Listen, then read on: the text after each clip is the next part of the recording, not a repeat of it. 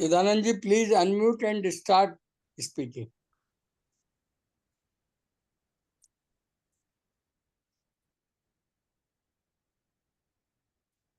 Namaste, everybody.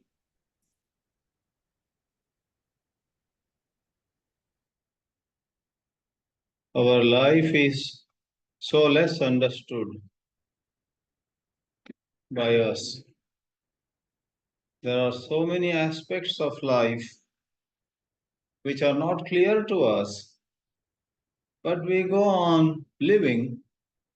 There's no other option, it seems. And in this society, certain things are envied, respected, adored, and certain other things are looked down at, pitied, and so on. Upon doing a closer examination, we find that it's a very confused society. There is an expression, the blind leading the blind. This world, by and large, is a case of blind leading the blind, and hardly anybody knows what life is all about. We imitate, we make somebody our role model, we jump to conclusions about who is successful, who is truly happy in this world, who should be our role model. So many conclusions we come to. Though we go on getting hard knocks from life, for a little while we turn inward, but very soon we again fall for numerous conditionings of the society. The society, this world is full of lies. It is said that a lie repeated 1,000 times becomes the truth. Today, in the political scenarios where television channels, newspapers, and many other forms of media are all controlled by particular lobbies. No newspaper, no TV channel, none of them is unbiased. Everyone claims to be unbiased. Everyone says, know from us, know the facts from us. We supply facts. Everybody else tells you lies. This is what every television channel, every newspaper would claim. But we realize that it's not so. In this context, one of the themes that is very poorly understood, highly misunderstood, and much misused is love. Love is exploited by the entertainment industry in certain ways. Love is misused by politicians also. Love is misused by people of various religions. Every politician says he or she loves the country, loves the people, loves the languages, loves the culture, and so on. The word love seems to do some magic upon those who hear it. People of organized religions at the loudest voice talk about love of God. They claim we do everything out of love of God. Conceptually wonderful. Where there is love of God, there is no love of oneself anymore. Oneself is therefore utterly selfless. Conceptually or on the verbal level, all that rings or sounds so good. But when you get close to anybody, the politician or the religious preacher or media moguls, go close, you find that all of them are misusing these words. Love of nation, love of my language, love of my culture. And of course, on a personal level, a man says, I love my wife. The lady says, oh, I love my husband so much, and so on.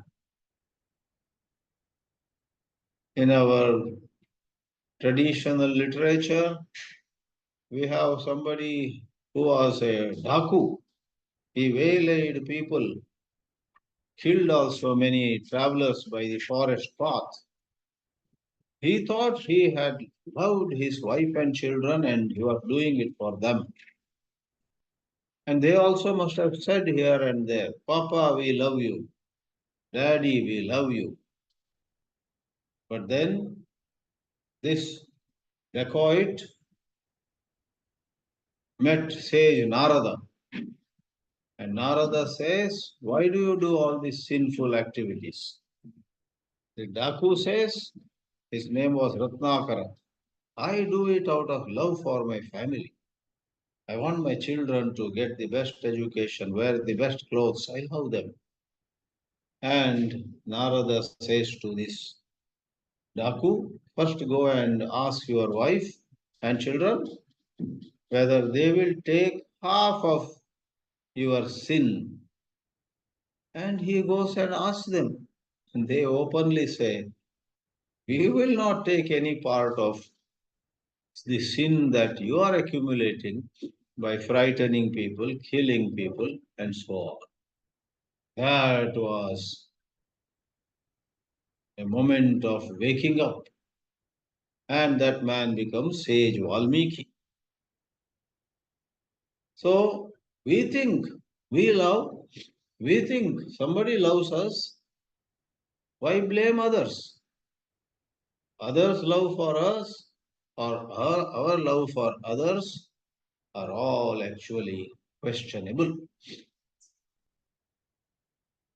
Therefore, we want to examine not what love is, but what love is not. Because if we know what love is not, then we will be able to examine,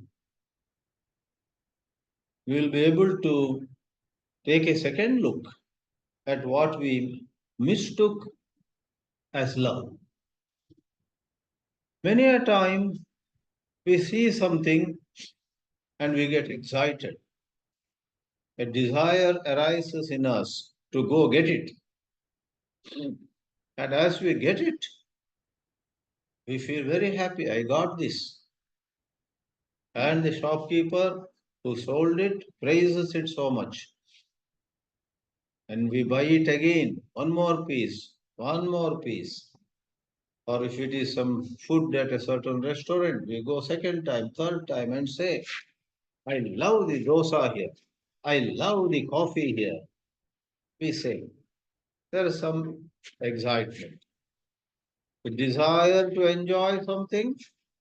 And then when we actually end up enjoying certain sense pleasure, certain emotional pleasure, certain emotional excitement, and we loudly say, I love that music. I love the game of cricket. Someone says, I love the English language. There are many Indians who say that. I love the English language. Or why language? Somebody says, I love geography, mathematics. So the word love is used by Tom, Dick, and Harry in all contexts. Now, if desire arises in you and you satisfy that desire and you have a few moments of mind becoming quiet, can you really say you love that object or you love that person, you love that place, you love that food? This is to be examined. We do not realize that this desiring is the outcome of certain programming within us. Everybody doesn't desire what we desire a lot. And once we see that our desire, which is a psychological phenomenon, is the result of certain programming, certain conditionings, we must next question the enjoyment also. Was it real enjoyment or was it in relation to the programming in our mind? Is the society deceiving us or are we deceiving ourselves? If our mind is programmed to visualize, I want to go to Gateway of India and at the Hotel Taj, I will have some refreshments and some coffee, even if it costs a couple of thousands of rupees. I'm going this Sunday. My breakfast will be at the Taj. Somebody says, I love that scene, that area, and to have refreshments and coffee at Taj. Wow. So our mind is programmed to give so much importance to a well known and highly esteemed five-star hotel, seven-star hotel. So 70% is the making of our mind. And then if that food, that ambience, that surroundings, etc. pleases us, let's say that is 30%, but that 30% is held in place by our 70% of fantasizing, of valuing, of considering something as extraordinary, special, and so on. I believe there was a certain box lying by the roadside, and a passerby saw it on a certain day. Next day again he saw that box was lying there. After a few days, he put one sticker. He only put a sticker on that box. And the sticker said, price of this box with its contents is 50,000 rupees. The sticker was put. Somehow, even after he put that label, nobody showed interest in it. But after a few days, this person himself read that, oh, really? This is worth 50,000 rupees? I want to take this home. Now, who is deceiving? He only put the label and then he himself, he only is excited about it. Therefore, what we are trying to say is our mind is filled with concepts, notions, opinions. That's what we call labels. And therefore, we never see something as it is. We see it through the lenses of our programming. Therefore, our desires are not really our desires. They have been injected into us.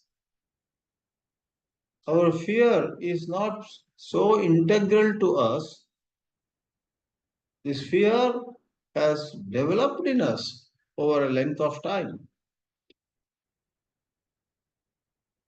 So, desire and fear are actually not absolute realities, they are the expression of a certain conditioning, certain programming that happens within us.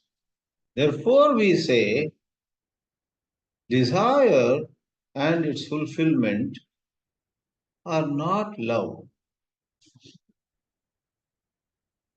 Love is something so beautiful,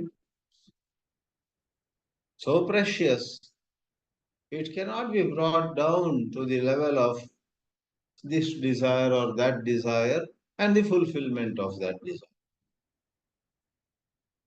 Many people call attachment love. I love my daughter. I love her so much. She is so cute. And somehow, the other two are sons. My chemistry doesn't match with them. But with my daughter, I have such a wonderful chemistry matching. Somebody says and uses the word love. So we say, hey, is it love or is it attachment? Many people do not see the difference at all. I am attached because I love her, and I love her because I am attached, and they mix everything up. So, but what is the difference? Again, in attachment, there is dependence, there is powerful visualization, and then this time you spend with your daughter as a result of emotional investment, habit, build up over a length of time. The time you spend with your daughter will come across, will seem to be so well spent. Therefore, things like attachment, things like dependence, etc., are a great self-deception. Thought or certain thinking, certain processes of thinking make a person, a place, or an object unduly important. And because of that program only, when we get that object, when we get that person, when we go to that place, because thought has already programmed it all, we then say, wow, I am so happy being in the company of this person. I am so happy being in possession of what I wanted, and all these things.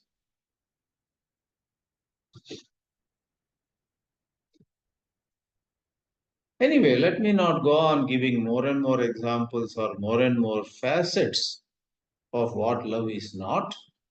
In summary, where our own mind creates certain ideas, our own mind, and then in the frame of reference of those ideas, we get a sense of, I'm so blessed, I'm so fortunate, and so on. We are deceiving ourselves, or this thought is a very deceitful thing. We must therefore question, is it possible to perceive without thought?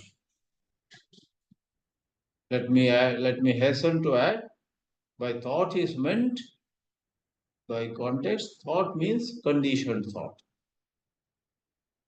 Thought is not functional thought, we call it psychological thought. Suppose I see a chair, and then they say, this is the Prime Minister's chair. This is the chair of a very important person.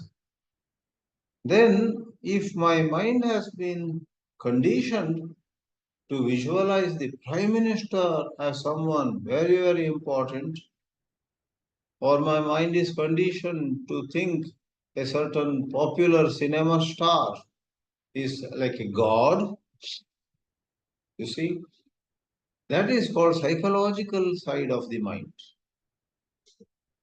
But functional is A certain person comes, he wears a red shirt, his hair is black, he is wearing some ring upon his finger, and I notice what dress he is wearing and what ring he is wearing on his finger, all that. That is functional. To see white as white, to see black as black, to see red as red is functional. But on and upon that, we attach a certain value.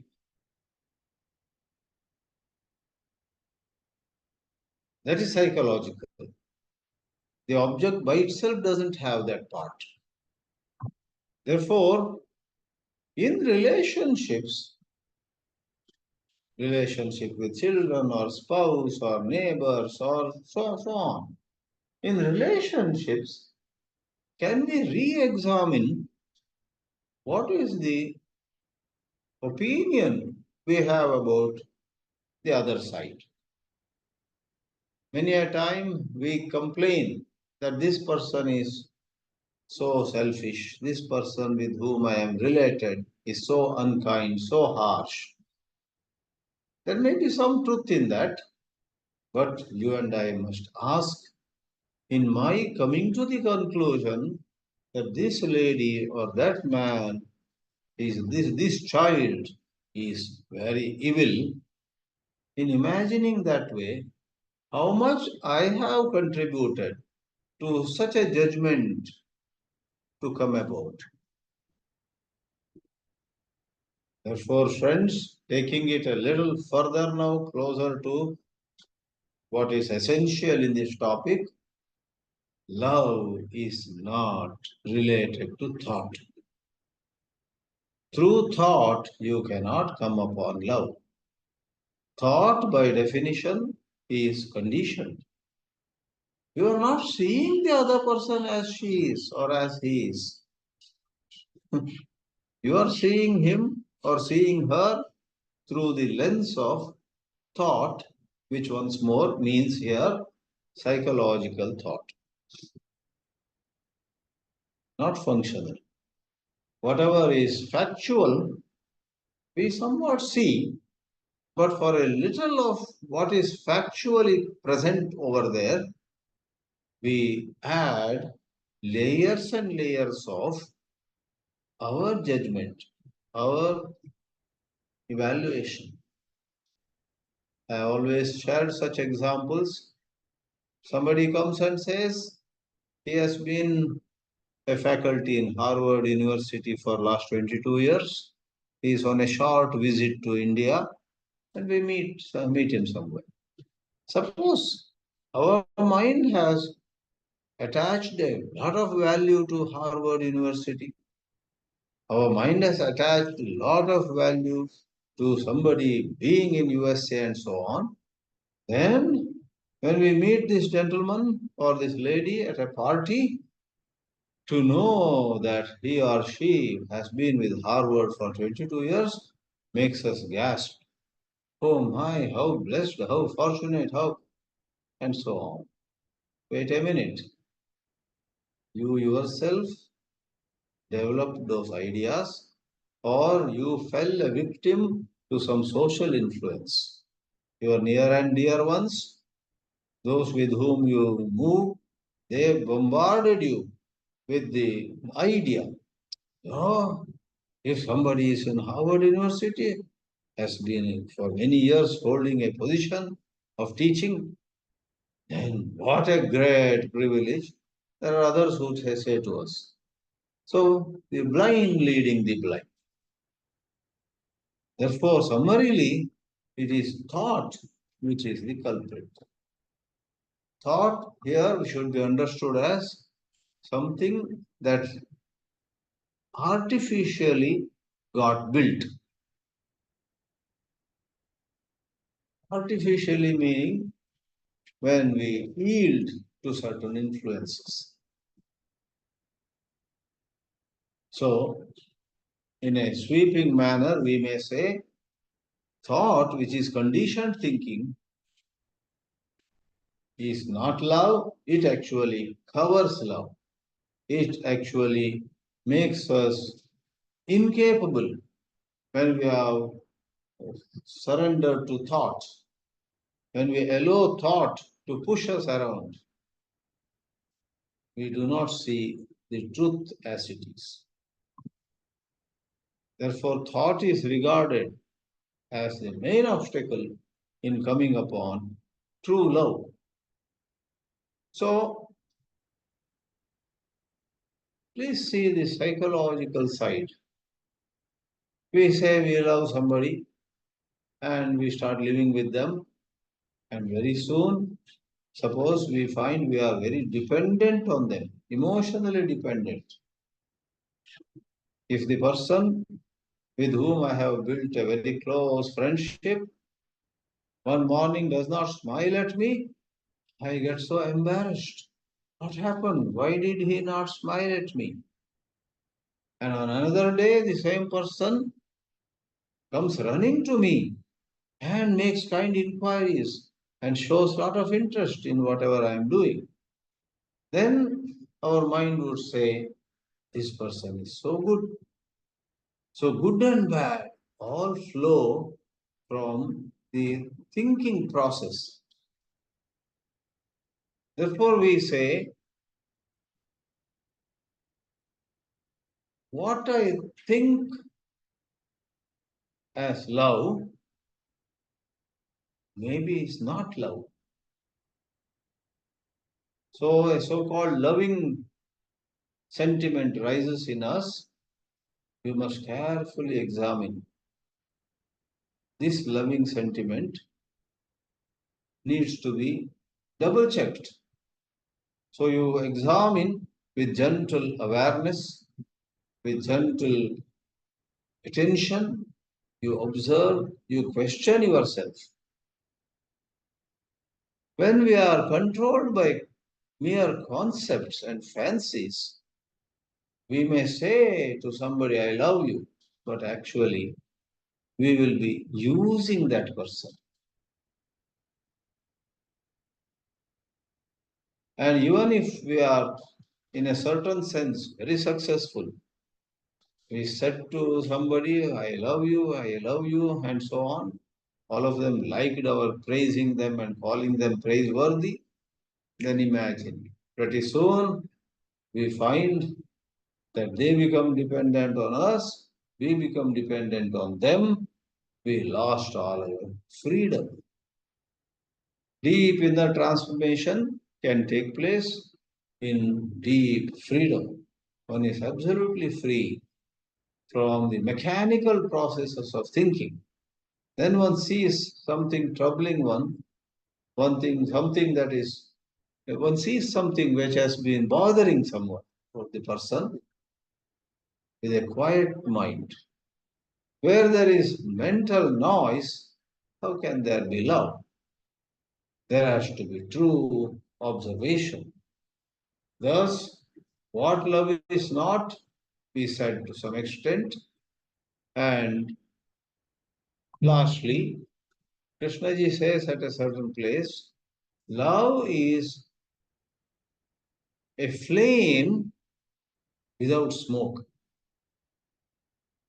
That example, that illustration can help us actually to crack the code. What is this? I didn't understand. If you say, wait a minute. When you have a flame with smoke, number one, because of the smoke, the flame will not give as much light as otherwise it would have done. Number two, it is a flame with a lot of smoke around it. As a result, that breeds very many negative qualities. Jealousy, insecurity. In a relationship, if X says, I love Y, he says that or she says that, but within a short length of time, X depends on Y for everything. And then, though the word love was used, a relationship where there is dependence And what does dependence mean? You don't give freedom to the other person. In the 70s, there was a movie called Golmaal, and there was an actor those days called Utpal Dutt. He says to his daughter, the role played by Vindhya Goswami in that movie, many of you have surely seen that movie, Golmaal. Utpal Dutt, the father, says to his daughter, played by Vindhya, he says to his daughter, look, you will not marry the man whom you love. She looks up, unable to believe, and then he adds the sentence, you will love, you will marry the man whom I love. You will marry the man whom I love, dear. I will not let you marry the man whom you love. So, in his great confusion, this father of the young woman believes that he is totally responsible. He is going to ensure that his daughter would be happy. These intentions are basically good, but when we go overboard, when we imagine things are in our hands, factually, are all things in our hands? A few may be in our hands. Many other factors are not in our hands. Therefore, love is not dominating, nor is love allowing to be dominated, because that becomes another compromise. Where there is a compromise, where there is a gap between what is the true nature of love and what is shown as love, if one notices this gap, then that awareness of the false operating in oneself leads to coming upon love. We can discover love when we see the false concepts with which we are very attached. We see them as false. When we see the false as false, when we see the truth as truth, it's very interesting. False being seen to be false vanishes. Truth being seen as the truth stays more firmly than ever before. The false alone gets thrown away. Like you take a winnowing basket and some grains, and there are light pieces of various impurities. So you use the winnowing basket, move it up and down, and a lot of light stuff vanishes. Like that, can you and I examine our relationships, not being in a hurry to brand anybody or everybody lacking in love and so on, but for our understanding, with a smile on the face, gentle in our approach, we find out what is actually happening. And then you find maybe taking your hand to the head. Oh man, I thought I was loving all these people genuinely, but actually no. As long as they are respectful to me, as long as they do things for me, as long as they take me around, I experience a sense of love. So it's actually conditional love. If you get this and this to me, I will love you. If you don't get this and this or this and that to me, I'm going to take that other person. I'll take his services and to you, goodbye. Go. So what is happening? There is a certain business mindedness. We converted love also into a business. But don't worry, it's so widespread among humanity. We are fortunate, we are blessed actually to, to get some very wonderful guidance from mystics and great teachers like J. Krishnamurti himself. As a result, let me conclude quoting Krishnaji has said at a certain time, love is like a flame without smoke. That's the illustration. So, what is smoke? What is flame? Flame? Krishnaji says, the flame is jealousy, flame is pride, flame is many other kinds of negativity, and all of them arise because of the operation of thought. Therefore, to sum up, what love is not, we would say, love is not that idea of imagining these are mine, I am theirs, and so on. Love is not that kind of business like relationship, though we may paint it on the surface as utterly for seva. One in a million may actually do service, but rest of the vast majority, rest of them would remain very mechanical. They don't find anything getting into their head when such talks are given by very wise people. Therefore, the job before us boils down to this. Notice false concepts. Notice false positions that your mind is taking.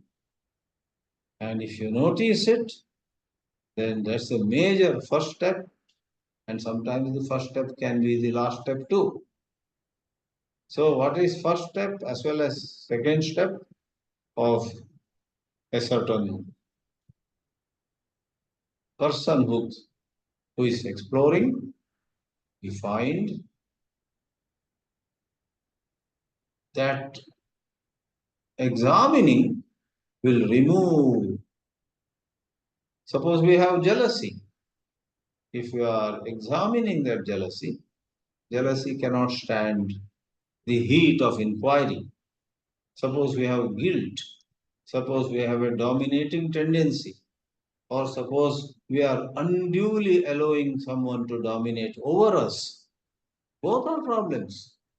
To dominate or to facilitate or so easily become available for somebody to dominate on us, both are big issues. But in self-awareness, in gentle self-questioning, these go away. So concepts and ideas and varieties of notions, all these being aspects of a programming which have taken us away from ourselves in a manner of saying, those are not love. Those are not love, they are actually major obstacles to love. Let me pause here. Comments and questions are welcome. Thank you very much, sir, for good lecture. Harshad Parekh, sir, would you please add something on the subject? Yes. Are you able to hear my voice? Yeah. Thank you, Swamiji. You have explained very simply, very clearly this what love is not. Everybody is using this word love, whether it is used by a college student or a philosopher or a mystic. To different people, it means different thing, this love. For a college boy who sees a girl in the college and he gets attracted to the girl and he falls in love. That means that girl becomes very, very important, and then he develops some kind of relationship with the girl. And initially, everything is very good, but when they come together, talk many times, many ideas and images are built about each other, and then they start quarreling, and what they call love, it turns into some kind of conflict and misery, and life becomes very, very unhappy. So, attraction, attachment is not love, because anything which leads to unhappiness, sorrow, suffering is not love. Um, and there is one song in Gujarati language. It says, Prem, Prem, sab koi kahe. Everybody talks about love, પણ પ્રેમ ન જાને કોઈ. જો કોઈ જાને જગતમાં, પછી જુદા રહે ન કોઈ. It means that a person who really feels love, true love, he doesn't remain separate from the world. That means he becomes free. And that freedom is the freedom from the self, the me. And that me is coming from thinking. So probably it means a silent way of looking, living, learning. And that is the state of freedom, is love. But that is very rare. What Krishnaji says, love is when the self is not. So whenever there is a self, the sense of me, that I am loving, then that I and you, that kind of a duality, it creates conflict. Last time also we talked about conflict. That conflict happens when there is a duality, me and you. And so it is a freedom. This love is freedom from duality, and duality means it's not love. So Swamiji said, as Krishnaji said, love is a flame without the smoke. And the smoke is jealousy, fear, anger, conflict. All the negative is a smoke, and that smoke, it smothers the flame.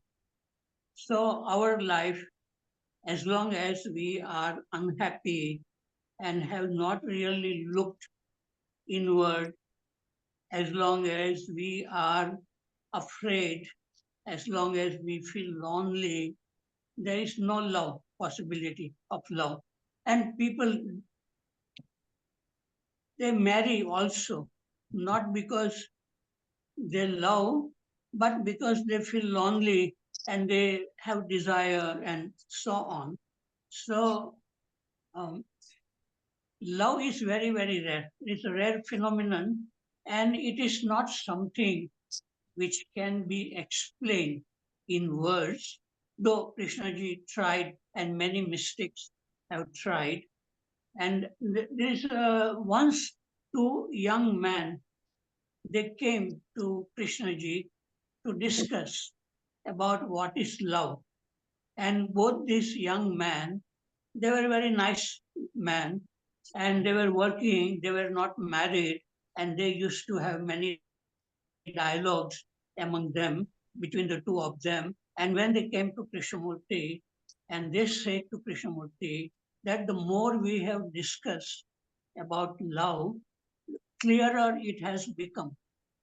And then Krishnamurti asked a very, very important question. And Krishnamurti asked, has love become clear, or what do you think about it? That means all the ideas, we may have the correct idea that love is not this, love is not that. And those ideas are true. But does it really work in our daily life of relationship? Are we able to be really free to look? As I think Swamiji also said, perceiving without thought. Are we able to look at a human being or a tree or a mountain without thinking, without the sense of self? And it seems that it is easier to look at a tree or a mountain without thought, because the tree and the mountain, they don't react. They are very passive and they accept whatever our feelings are. But to look at a human being without thinking is, is extremely rare. Because even people, when they look at Krishnamurti, they look at a great man, great philosopher, and they are very, very respectful to Krishnamurti. And if somebody else, a servant, is walking with Krishnamurti, they would not look at the servant, because the mind is conditioned to look at everything.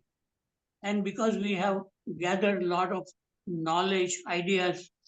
So there was one carpenter. He did not know about Krishnamurti when he joined Rishi Valley School.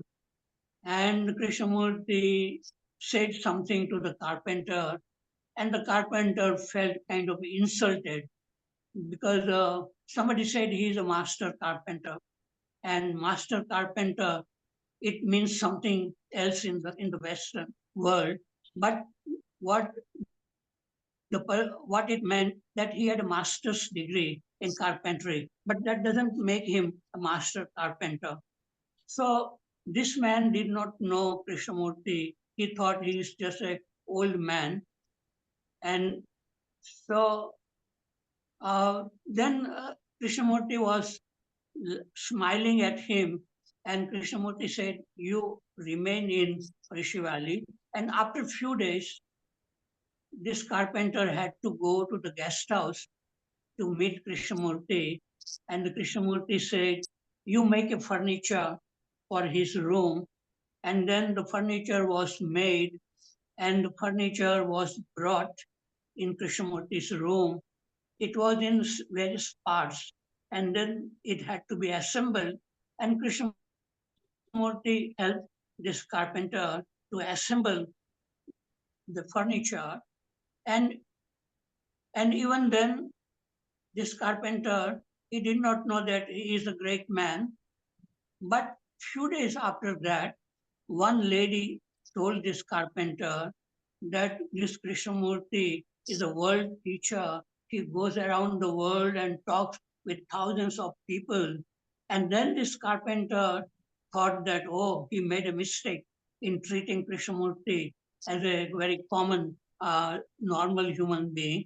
And then the next time, when this carpenter had to go to the guest house to meet Krishnamurti, he began to look at Krishnamurti with a great respect.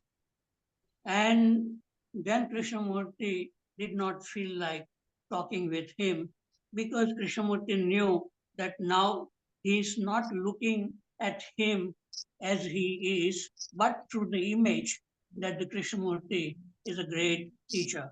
So this is what happens in our life when we meet some important person, actor or a politician. Our attitude changes, and it is a different. Our attitude is different with different human beings. We don't treat the servant in the same way we treat a very important person. So this is what real conditioning is, and as long as that conditioning, that thinking, the images which exist, that I am separate from the other human being, then love is not possible in the sense in which Krishnamurti is talking about. So that is a very, very rare phenomenon. And only when a person is able to look at, at a tree or a human being without this sense of the self or me looking without the division between the observer and the observed, when it really happens, then we understand what Krishnamurti means by love or beauty or happiness or freedom. So actually, in Krishnamurti's language, love means freedom, freedom from the self. That love is not for somebody, but it is just like the fragrance coming from the flower, which is for anybody who goes to the flower. So, such a thing is the real love, which is a state of being in which the self doesn't exist. And in such a state, there is no loneliness, no fear, no anger, no jealousy, no dependence on other human beings. So, as long as we are not free from all these psychological problems, love is not in our life. So, we can talk about what love is not by looking at all these problems, and we have to look at it not in the dialogues but in our daily life, when we relate to people, when anger comes, when jealousy comes, then we are able to look at whatever is happening. That means it requires an ongoing awareness of what is happening, and that probably it may come to that state in which we can look at any human being without previous knowledge, and that is without images. And normally, the relationship is between the images. Two images are having relationship like husband and wife. But in Krishnamurti's philosophy, real love, real relationship exists when our mind is really free from the previous knowledge, images which we have gathered. Okay, I saved enough thing. Thank you. Dinesh, you may like to talk. Okay, Dinesh. Thank you, sir. Are you able to hear my voice? Yes. So today's topic is understanding what love is not. And in my views, this is the most mysterious topic in JK's teachings. First, we will see what JK has to say about this, and then I will express my views on that. JK says, when there is love, there is no duty and rights. So love is not duty and rights. Love is not a remembrance. Love is not pleasure. Love is not in the wheel of change. Love is not when you are. So when you are not, love is. Love is not when there is greed and jealousy. When there is attachment, love is not. Love is not when there is fear and anxiety, hatred. Love is not when there is motive. Love is not in romantic poems, pictures, sex, and all other areas of it. Love is not in loneliness, ideas, suppositions, and theories.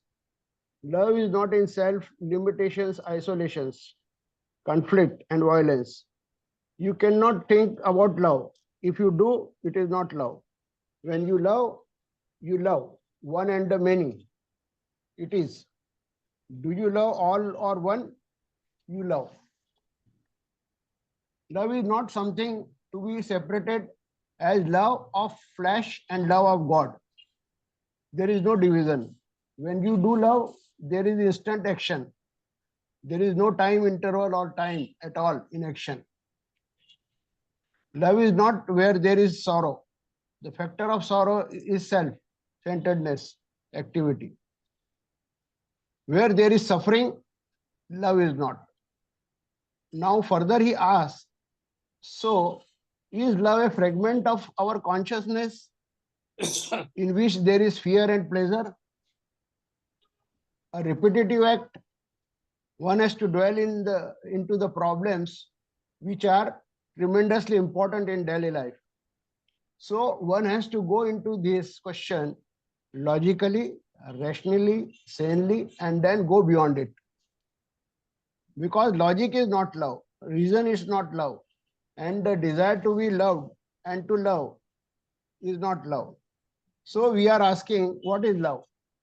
And we are saying that the negation of what is not love in daily life, every moment of your life, the negation to put aside what is not love, then out of that negation comes the positive thing called love. You understand? Not theory, not verbal understanding, but actually in our daily life. So love is passion, which is compassion, and compassion has its own intelligence. Also, without freedom, there cannot be possibly love. When there is love, there is no observer or duality. Then you that I love and you who love me, there is only love. So this is what JK says. But at one place, he has also mentioned that love is unknown. Now, I will express my views on this. This is one way of looking at the things. Whatever we said earlier are one way of looking at the things. We know that world is full of fragmentation and division. This is a fact. No thing in the world is full of holy love, which JK is indicating. All fragments are having beauty in themselves, and there are different varieties existing. Every variety has proportionate love included or contained in it. So, in short, one experiences that limited love or fragmented love. So, even for example, we say fear. In this, the love for self-living is present in the background.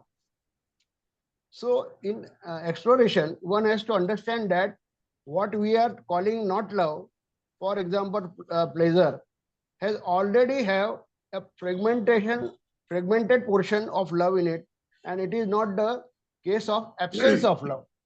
So whatever we have talked, that is what is not love, it doesn't mean that there is an absence of love. This is very clear and one has to understand. It is interesting to refer tradition here, which says Maya has characteristic of asti bhati priyata, naam and roop, means existence, awareness, love, name and image. Out of these inherent characteristics of Maya, name and image are manifested part in world, and in these first three are a sort of subtle hidden or secret or mysterious, but are basic for all living things and present in different proportion. So one has to understand that in every thing in the world, there is a portion of love hidden in it. And also, you cannot experience, one cannot experience, or ego cannot experience the total love which Krishnamurti is talking. Because as soon as you say holy love or total love, then it associates itself with other properties of eternal, like immeasurable, infinite, then and other properties, timelessness, and all other properties. So which ego cannot experience. So unless ego is there, you cannot say that that love is there, which is whole. But otherwise, in every manifested portion of the world, there is a proportionate or fragmented or limited love already inherent in it. And that is why there is an interest in living. Otherwise, there would not have been any interest in living. Thank you. That's what I want to say. Any comment from Swamiji? Swamiji, you want direct comment? Swamiji, would you please like to say something on this? Now, I should say, Dinesh ji covered a lot of ground, quoting appropriately from Krishna ji himself. Yes, well, all that he said made a lot of sense to me. But it's so elusive. What love is, so difficult to lay our hands on it. And it is neither dominating nor letting the one dominate. Once actually Swami Chinmayananda asked a huge audience, what is the opposite of love? Many people said hatred. Then he said, the opposite of love is not hatred. And according to him, opposite of love is fear, he said. That was long back and I startled me, surprised me. Opposite of love is fear. So coming back to how Krishnaji puts it, when there is true love, there will be no fear at all. But one test, therefore, one test whether we truly love is, are we suffering from some elements of fear? And fear, of course, is not that money goes or some name goes, but our own insecurity. If we feel insecure in a certain so-called loving relationship, then there's something seriously wrong with the so-called love itself. There is no true love. So I would only say that love is equated by these, high plateau seers. Love is equated with fearlessness. Maybe the next speaker can try to throw some light on that. Thank you. When absence is not felt, love is complete.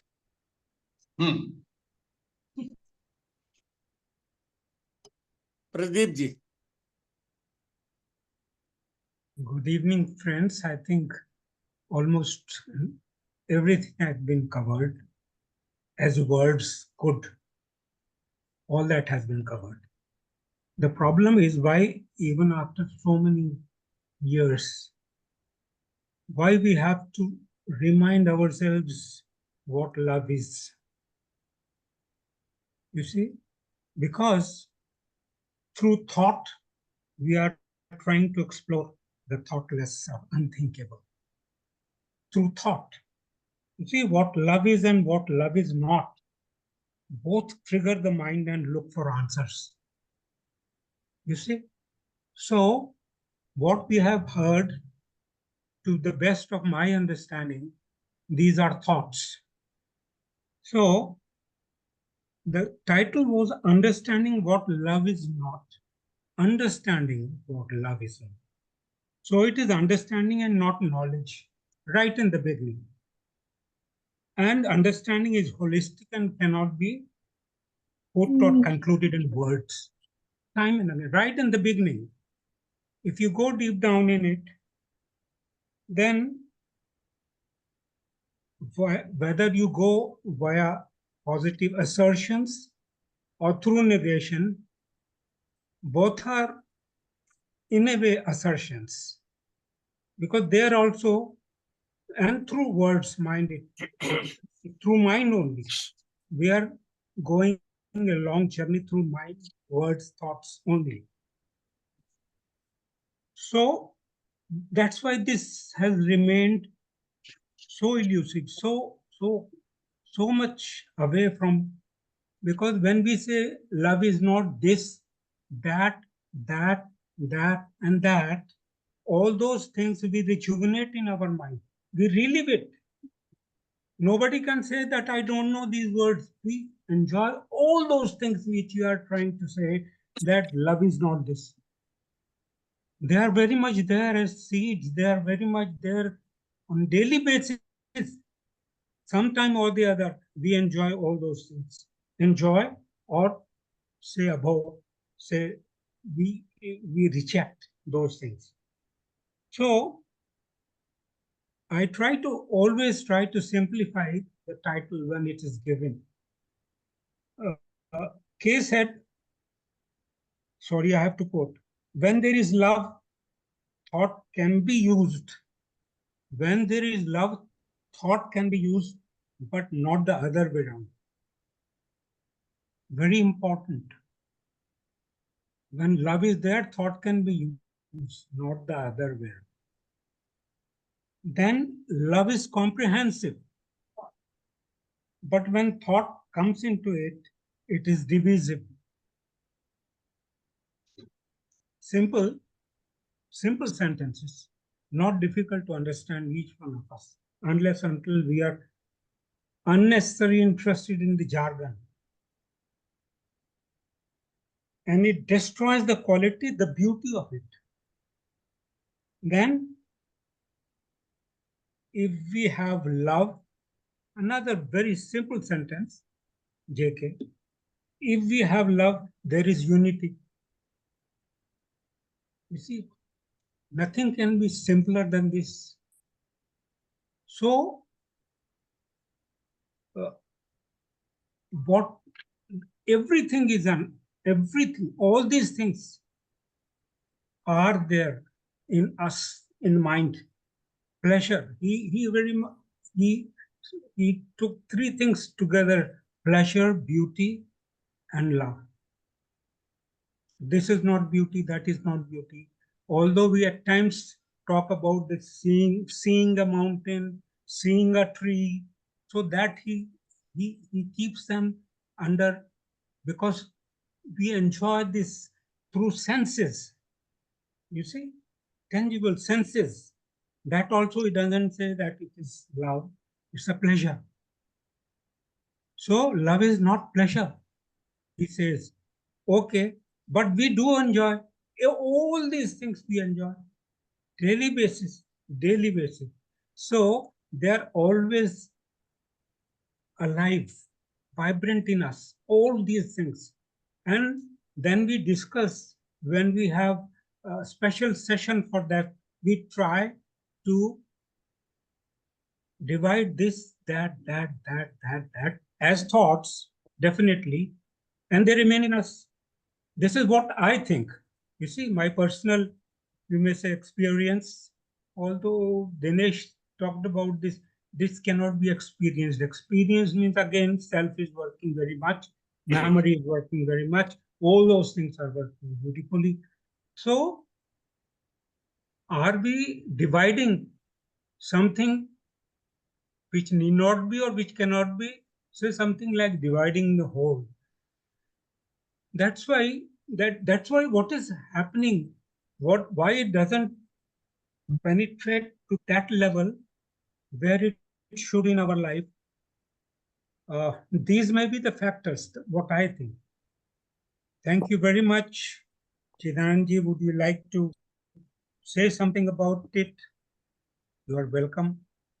Or anybody else. I would like to Chidanandji and then Harshad Parekh, please. I would like to listen to Harshadji. Okay. May I say something? Is this love towards Harshad sir? Okay. Just now, what Pradeep ji said, I found it very interesting about love and thought. From love, words can come, thoughts can come, but the thoughts by themselves cannot lead to love because it is the absence. But it is like saying that from silence, words can come, thoughts can come from silence, but the words, ideas cannot lead to silence or freedom or love, all that.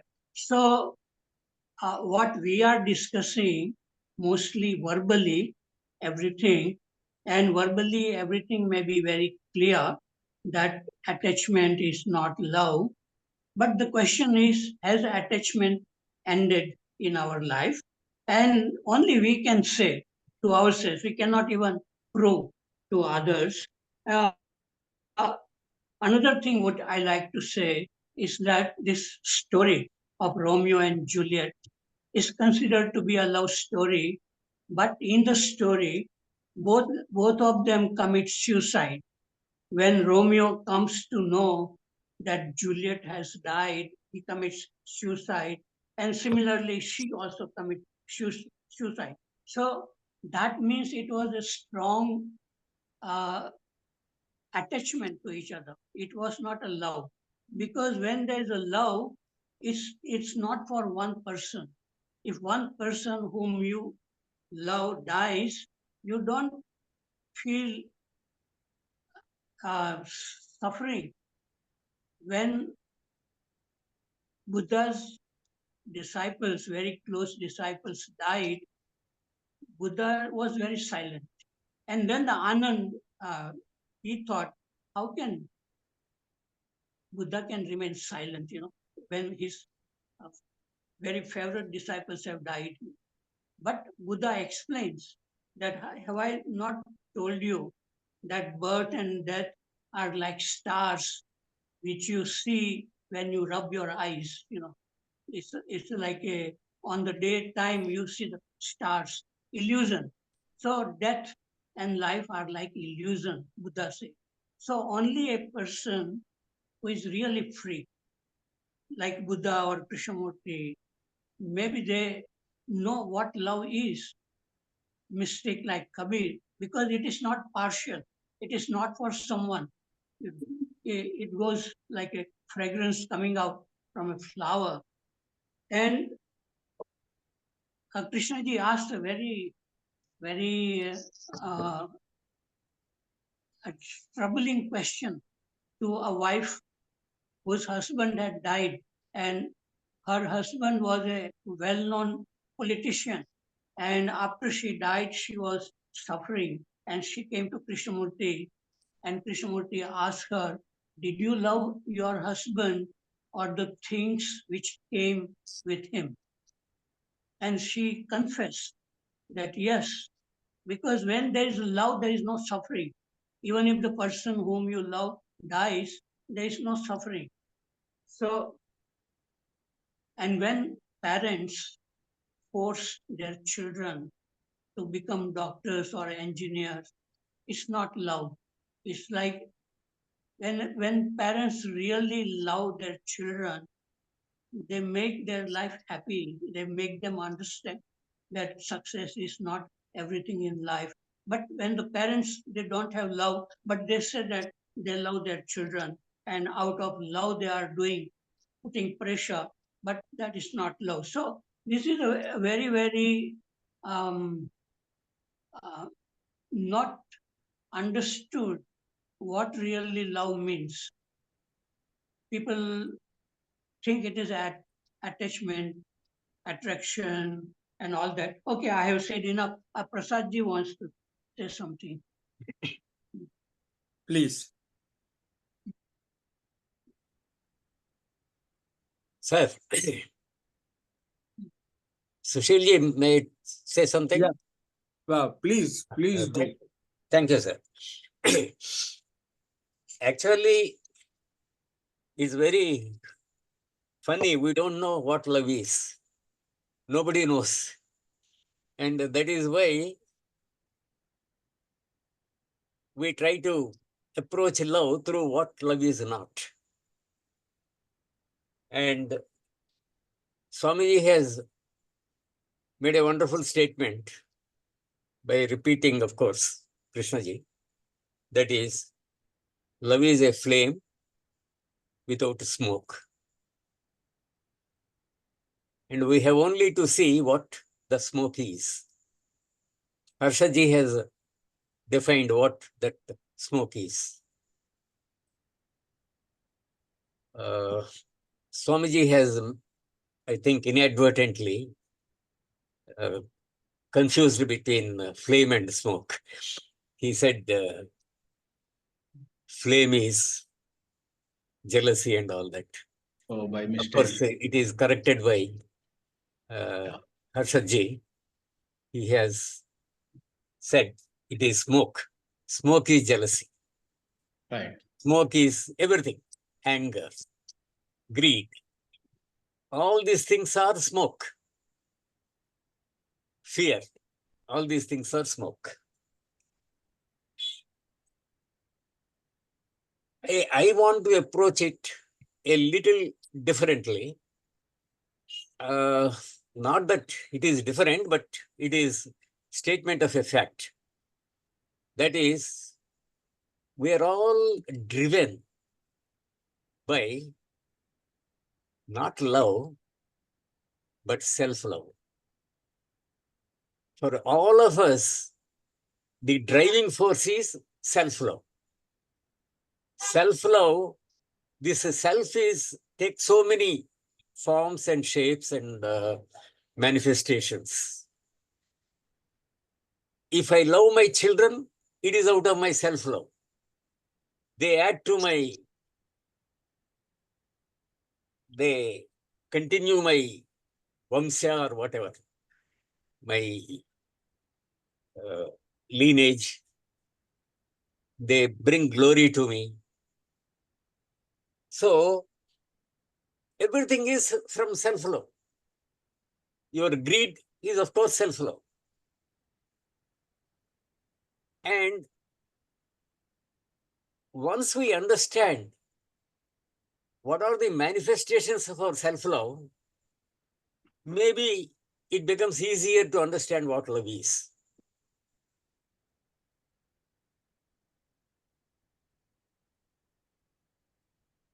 And as Harshadji and Swamiji have said, you can't approach love through thought. When thought is basically memory, it is basically your past. So you can't approach love through your past. And your past is a very narrow experience. So long as you depend on your past, you are in a very narrow circle. Universe is a very wide thing. Humanity is very wide. We don't have any access to that breadth of vision. And love is basically an escape from your narrowness. So long as you are caught in your narrow vision, you have no access to love. Love is a feeling of responsibility to everything, to humanity, to nature. Just a feeling of responsibility. Possibly that is one way of approaching it positively, but you cannot get that feeling so long as you are caught in your past, however eminent that past is. So long as you are simply repeating what Buddha said, or some other great man has said, you have no access to that. So basically, you have to see what are the manifestations of your self-love. Even when I communicate here, there is something of that. I don't want to expatiate on that. Only point I want to make is we are all driven by self-love. And Dineshji has made a great point. He said, love is, there is a limited love in all our human activities. It is not as though there is no love. When a grandma brings up a grandchild, I think there is a limited love. That is what he wants to say. Yes, there is limited love when a father takes the trouble of educating his son and all that. All our secular activities are driven by limited love. They are all examples of that limited love which Mr. Waghmare wanted to point out. But then, sir, they are all part of our self-love. So, we are driven by self-love. We have to approach life without being bogged down by our own thought processes. But then, as Krishnaji has said, when there is love, you can exercise thought functionally. When you want to help somebody, it is only through your thought that you will help him. And the motivation to help him can be because of your love for him. But love to one person, limited love to one person is attachment. We can all see how attached we are to our own limited circles, our own tribe, our own nation, our own family, our own children, like that. So all these are limited circles and attachment. And Harshaji has given that example, great example of Romeo and Juliet. Romeo and Juliet, that is arch symbol of love. That is what people regard it as. But he said, maybe that is only attachment. Maybe that. But if there is love, there is no fear of death. And the only way to escape the fear of death is through love. When you develop love, you cannot develop it actually. When you somehow access it, then the fear of death goes away because you are not attached to anything. And that the freedom from attachment gives you freedom from fear of death. There is no other way. Otherwise, you are caught in that fear.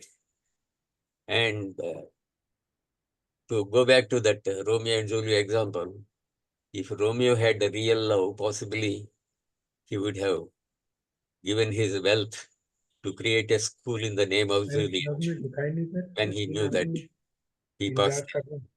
So there are different ways of approaching the theme, but everybody has to approach it in his own way. And there is no one way. As Krishnaji himself said, there is no path to truth. So there is no one path to love. Everybody has to approach it. But one thing, we have to be honest to ourselves. What is my path? Where am I?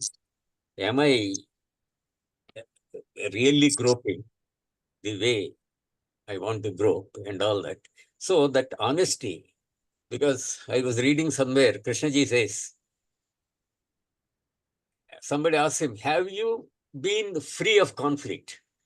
He says, if I had not been free of conflict, I would not have talked about it. One thing I abhor in my life, one thing I have abhorred all along in my life is hypocrisy, he said. So long as we are honest to ourselves, it's all right. Always lead to Rome or nowhere leads to Rome. Thank you, sir. Thank you very much. Ravi Kaushal, you have to finish within a minute, please. We have to finish it and finishing is allowed. Ravi Kaushal. Please unmute Ravi Kaushal. Hello. Please. Hello. Yeah. Okay. Am I audible, sir? Yes, sir. Yes, Yeah, sir. yeah. Okay. This topic is this: what if love is not? So, and Krishnamurti explained it quite well that love is not desire, attachment, pleasure, all that. and then this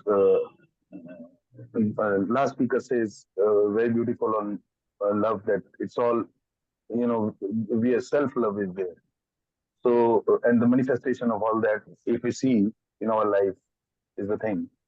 And I see that why he talked about what love is not. Why he simply didn't explain in that manner that what love is like. So I see that in Shastras also they say that what truth is not, and they use neti kind of thing. So in that manner, I see that mind cannot know what love is, or mind cannot know what truth is. So but mind can know what it is not, and then free from that content, and then there must be some space, and then I think this is the thing. So on the level of mind, you can say that what love is not. So and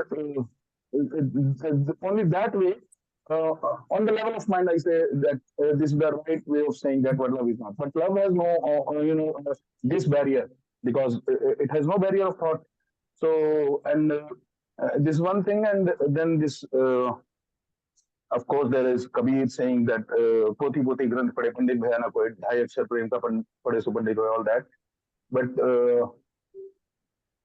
I see the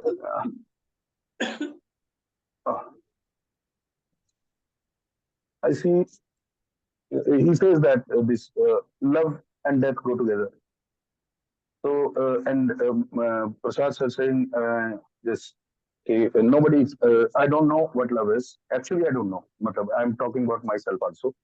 So I don't know what love is, and he says that nobody knows what love is. Then, so I say I see that be nobody then.